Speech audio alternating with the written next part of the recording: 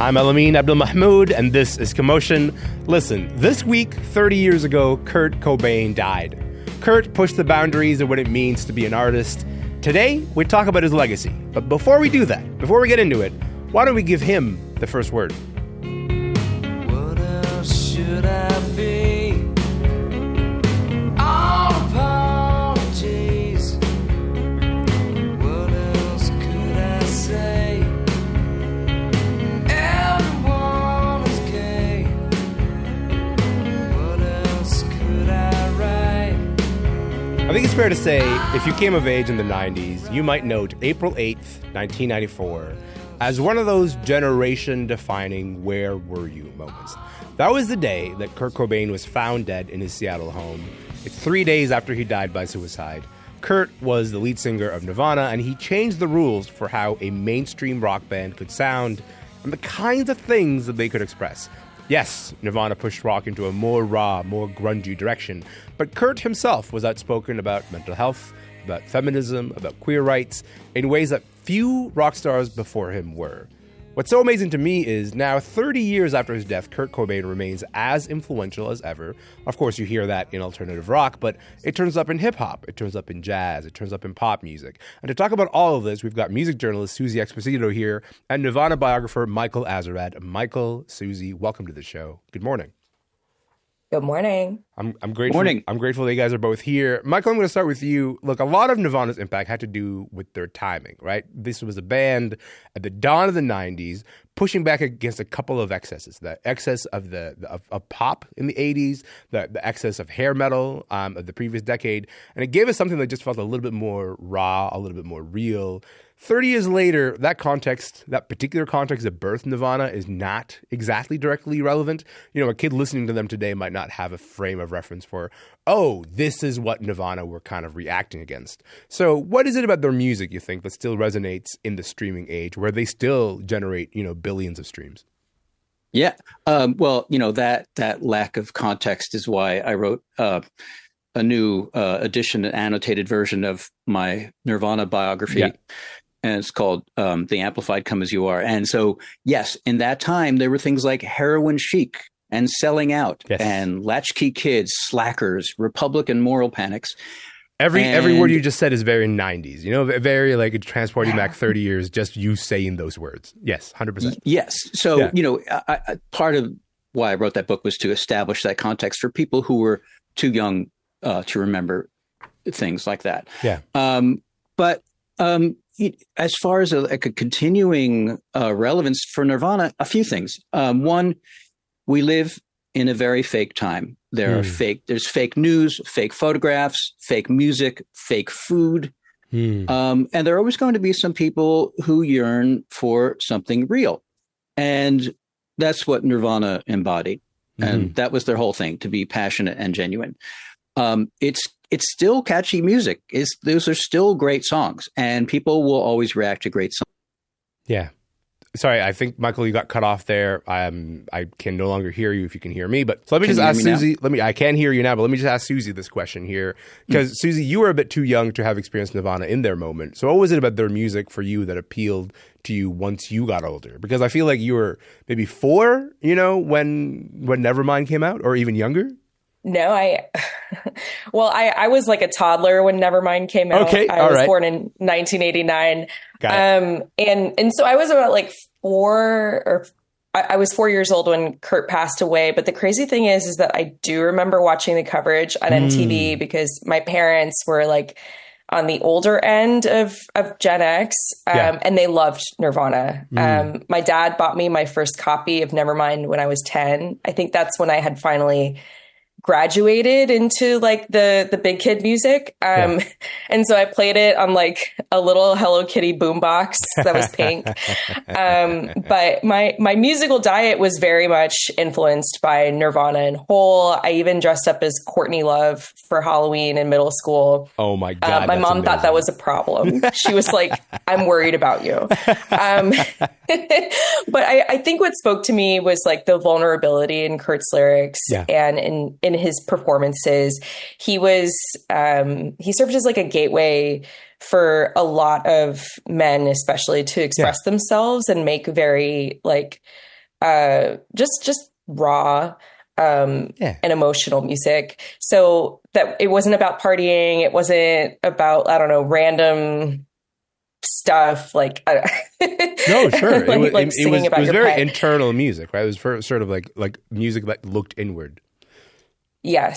And outward too. You know, he had his political commentary, his social commentary. But what made grunge so different was how intimate these men would get in their lyrics, like with their feelings. Yeah. There were also so many interesting gender dynamics at play in grunge. And Kurt came out of a scene where women were very vocal and very visible.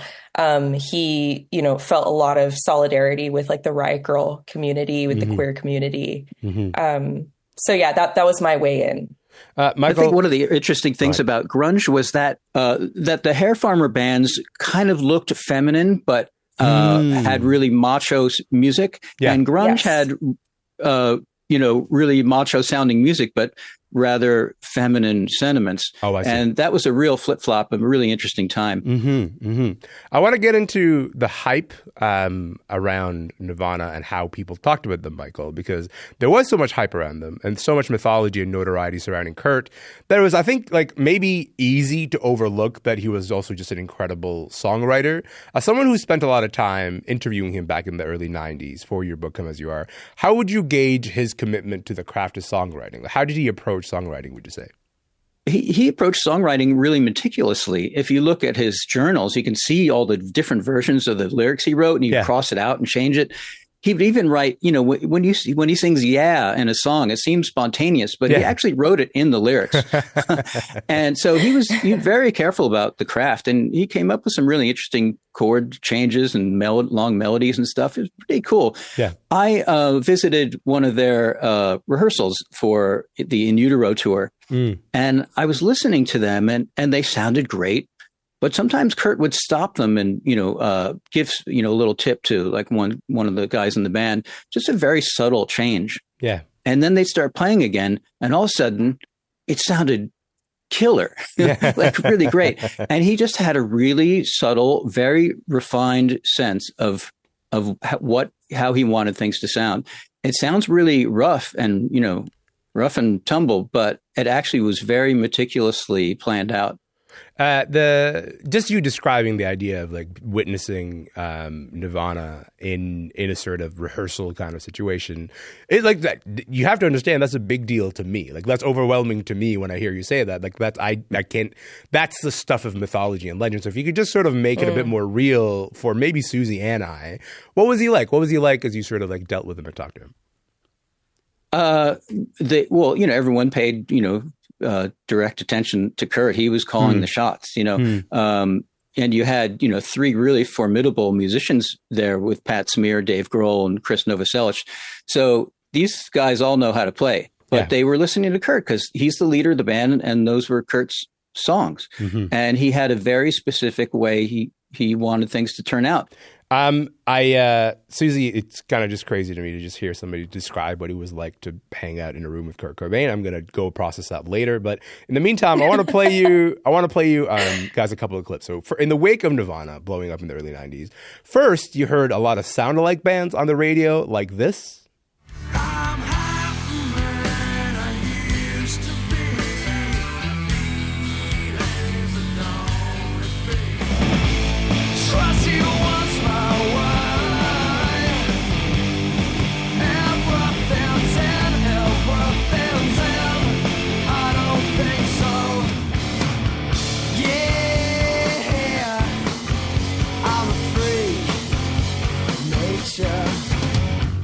We're gonna hear words from people who are gonna be like, "What do you mean sound-alike bands?" But look, we said it. But also more recently, you've heard Nirvana's influence popping up in places like this.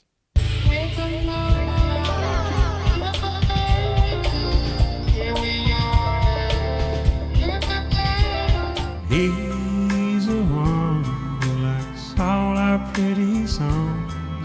Looking for pain with my click and a bad bitches call me Cobain. She can see the pain. Raised on Biggie and Nirvana. We are the new Americana. All right, so that was, in order, jazz artist Robert Glasper, country star Sturgill Simpson, rapper Lil Peep, and then at the very end there you heard pop star Halsey talking about being the new Americana, raised on Biggie and Nirvana. They're all covering or referencing Nirvana or Kurt Cobain in the lyrics. Suzy, how do you account for Nirvana's appeal across genres and generations, do you think? Well, it starts with, I think that Halsey song really sums it up perfectly. Like we grew up on Biggie and Nirvana. Sure. I think that's very true for the millennial generation in the US. I was a teen in the 2000s, but we grew up with a medley of sounds. I don't remember what it was like before MTV was able to curate stuff for me. Yeah. At least when I was much younger. And what people think of as like algorithmic listening now, we were doing a similar kind of listening in that it was curated, it was on TV. I would put on MTV in the morning just to watch the music videos while I got ready. And it felt like putting a playlist on shuffle. But also I feel like grunge was such an American tradition because it was distinctly, it reflected a specific time in the United States where there was a huge political shift, and we're coming out of like the Reagan years, the senior Bush years. The religious right had like a really, they had a lot of power and they were struggling to maintain their power in the 90s. A lot of gender norms were changing. There was a lot of resistance bubbling up. I covered the Rock for Choice concerts of the 90s. I wrote a history about it for the LA Times. And rock was very essential to these, resistance movements. Bikini Kill was a huge influence on Kurt. He was very much embedded in that scene. So a lot of these ideas and a lot of this spirit of resistance, it trickled down to us younger generations. Michael, something that I find overwhelming quite often is like walking down the street and seeing people with Nirvana shirts. And I go, has it become a clothing brand? Did I miss that particular memo? I don't understand how this iconography has kind of become everywhere. But to me, when I see that iconography, I wonder if the conversations that Nirvana started are still present right now, and in the ways that people are sort of talking. And specifically what I mean here is like I want to talk a little bit about Kurt Cobain dying by suicide in 1994. It was like this big cultural conversation about suicide, about mental health. How do you feel our understanding of his death and that moment and the idea of like an artist's mental health in general has evolved since then? Because I find it so, it's kind of like disorienting to see this iconography everywhere and go, do you guys understand all the ways that, this conversation unfolded back in the 90s and the early 2000s? And I don't know if they do. I'll be glad to answer that. I'd like to pick up on an earlier thought about, Nirvana's enduring influence in today's, musicians. A lot of people have covered Nirvana songs, but I think it's way more interesting about people who were inspired by Nirvana, who make music that doesn't sound like Nirvana. Right. Like Lana Del Rey, Lil Wayne, Kid Cudi, Tyondai Braxton, the composer, Post Malone, that's a really powerful thing. It's way more interesting than people who sound like Nirvana or cover Nirvana songs. Yeah, I think that's true. And I think that is the lasting influence. Make music that's true to yourself and, passionate. I love that phrasing. But okay, continue. Sorry, go ahead. And as far as the T-shirts, it's interesting. It is funny. Like I don't want to be the person who runs after the person wearing a Nirvana T-shirt and says, "Name 3 songs." The quiz. Yeah, but I think they pick up on that logo as something that signifies rebellion, or nonconformity or something like that. And that's maybe as far as it goes. But other people, love the music.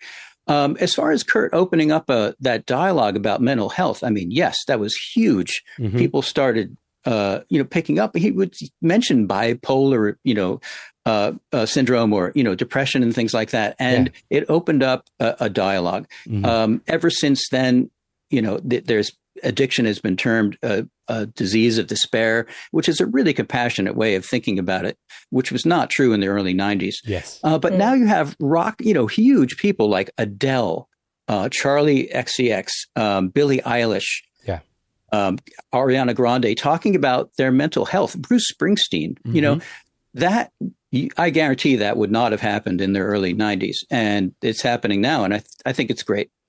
Suzy, last word to you on this. We got maybe about a minute left. What do you make of the way that we talk about mental health now after Kurt? I think, to go off what Michael was saying, I think there's less stigma today, like you have Selena Gomez, who's like one of the most ubiquitous pop stars in the world, being able to talk about having bipolar disorder. And like, I think it was a little more, I think it was more taboo back then, or it was part of like the weird tortured artist trope where, if you were to say, like, a lot of great art was made about having these conditions, but it was exoticized. Now we're really humanizing people who live with mental illness or any kind of mental health struggles. And I think that said, in this era of like therapy pop where everyone talks about healing, we also live in an era of oversharing. I wish I knew a little less about today's pop stars, to be honest. I know. But I think it's happening because of how many beloved artists we've also lost, to mental illness, to addiction. That's very present in today's culture.